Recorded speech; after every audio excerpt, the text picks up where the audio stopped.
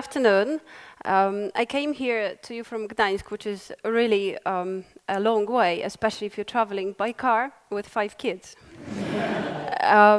I'd like to share with you my idea for a new model of education, namely kid-run universities. The photo here presents our lecturers.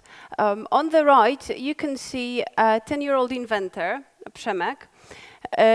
He had 6 lectures at some of the major universities in northern Poland. His last lecture was at the patent office, where he presented his latest inventions. He presented his vacuum cleaner made out of 2 old hair dryers and a fire cannon, which works very well with his mom's hairspray. Here is a 12-year-old biologist, Krzysztof. He is presenting his researches to 620 kids based on 5 years of his observations of stick insects. So today I'd like to convince you to spread the idea of kid-run universities all over the world. How it all began. I am an educator, and my parents completed their doctorates from methodology. When I was 9, my dad came up with an idea for experiment where I was to teach younger kids, like 6, 7-year-olds. The experiment went really well. I liked it, and so did my young students. Some of them participated in the project for a year, some even for 10 years. And thanks to that, I can tell you now that at the age of 32, I worked over 20,000 hours teaching kids, not only at my parents' language school, but also 5 of my own sitting here children, and university students. With my students in 2009, we decided to put this idea, which worked successfully, of a kid teaching kids, onto a scientific background. And we want to organize a little conference for young scientists, 6, 10-year-olds, presenting their scientific researches, together with mature scientists. It was initially it was supposed to be for 30, 40 participants. It ended up with 350 scientists from different universities from all over Poland, and more than 40 lectures were given during this first national conference for kids, mostly by 6, 10, and 12-year-olds. Now, kids' lectures are very contagious. So it works like that. Young scientist stands in front of the audience and talks about his passion for dinosaurs, black holes, physics, or just cats and dogs. And then it spreads. So his colleagues say, I too want to have a lecture. I will have a better one. And that's how the idea spread, and the project Polish Academy of Kids began. In 2010, we organized the first international conference for children, and we managed to invite NASA scientist Scott Parazyński, who spent most time in space, and encourage kids to fulfill their dreams. If they want to become a scientist, if they want to become astronauts, they can. In the middle, you can see our second guest of honor, who was the president of our city, and the third guest of honor, 11-year-old scientist, who presented her passion for art and design. Until today, we invite every month over 6,000 kids to the universities. All the lectures are free. So a Polish Academy of Kids profit organization, and whoever takes part in that works non-profit. And till now, we organized over 500 lectures for over 8,000 kids in Poland and in the Netherlands. And our lecturers are not only great scientists from major universities, but these are normal kids from normal primary schools, sometimes the disruptive ones, the ones who just don't have any chance to present their talents and interests at school. Many of our lecturers are healthy children from normal primary schools, but some of them are mentally challenged. Some of them are students from orphanages, and they do really very well because they all have their passions, they all have their talents to present, and it doesn't matter if they come from a very good schools or from the orphanages. They all want to share their interest.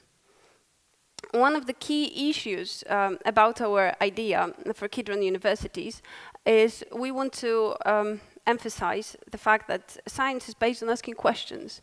And here you can see over 500 kids raising their hands after the lecture, willing to ask a question to the lecturer. That's impossible.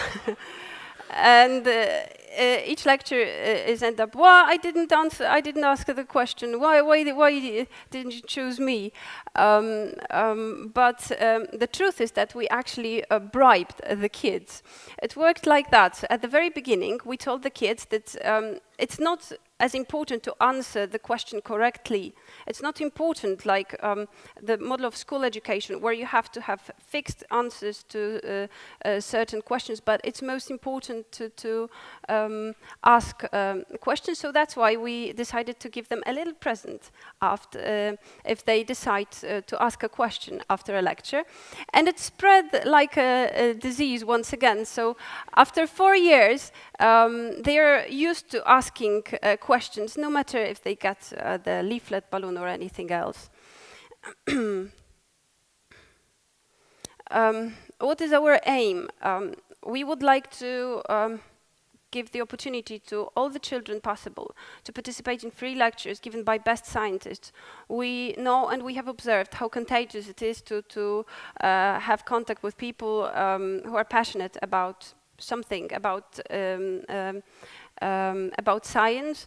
And what is even more important, we know that kids are born scientists and they don't have a place to share their researches.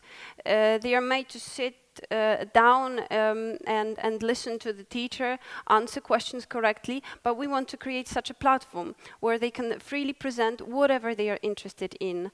And we organizers want to give them just the access to updated, reliable sources of information. We also have supervisors. Our supervisors are also 6, 10, and 12-year-olds. These are these scientists you saw at the very beginning, for example, Przemek and Krzysztof, who have already had some lectures, and they are ready to prepare their younger colleagues. They are ready to tell them how it feels standing in front of the audience, what to do to prepare a good lecture.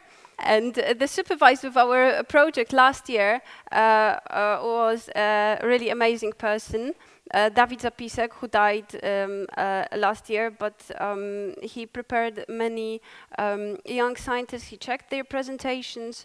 Here you can see Dawid and Dr. Wulak from NASA. During the third international conference last year, Dr. Wulak had a lecture about symmetry in cosmology, and Dawid presented his lecture about symmetry.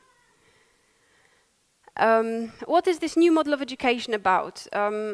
We want to build a serious platform, a serious place where kids could share their ideas with scientists.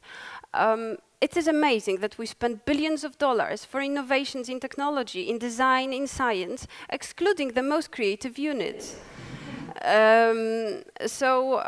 We would like them to work together, designing new solutions in science. Here you can see an example of such an initiative. This is our 9-year-old lecturer, Sebastian, who was awarded for his concept of perpetum mobile, rotating hydrogen engine.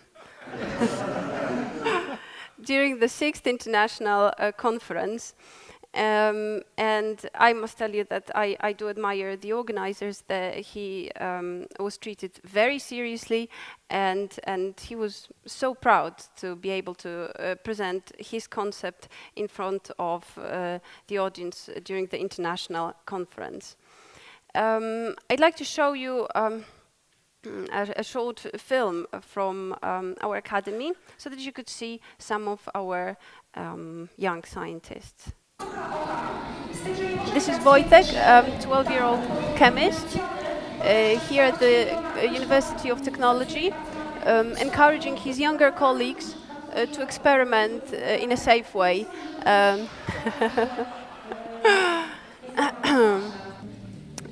This is a simple experiment with tea and lemon juice.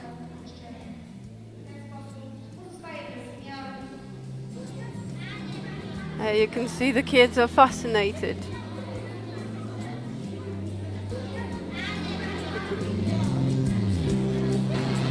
And here you can see proud students. In a moment they will show their indexes as participants of the academy.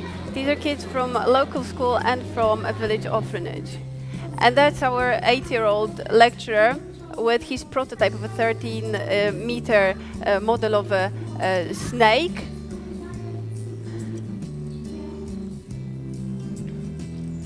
Now the kids will see the snake inside. Ew. And what happens if another bites you? You have to clean the wound and make sure that the patient doesn't move. I must tell you, it's an amazing feeling when 600 kids clap and cheer for you after your lecture, especially if you're 8 years old. So, in future, our dream is to encourage everyone to spread the idea of kid-run universities. Thank you very much.